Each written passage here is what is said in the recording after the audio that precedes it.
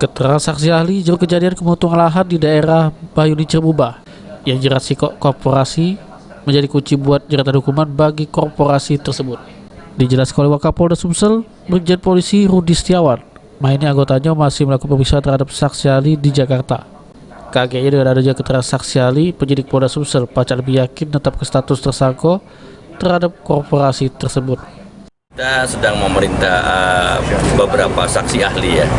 Setelah itu kita tetapkan sebagai tersangka. Yang jadi terkendala dalam penyelidikan apa? Kita belum memeriksa saksi ahli ya. Nanti kita akan lengkapi saksi ahli yang terkait dengan masalah pembakaran tadi, sehingga kita lebih yakin bahwa alat bukti yang telah ada kita itu cukup untuk menjadikan tersangka bagi. Wakapolda Sumsel berjanji segancangnya bakal genjot keterangan lagi terkait terlibatnya korporasi juru kejadian keuntungan di wilayah Sumatera Selatan. Firman Hidayat, PAL TV.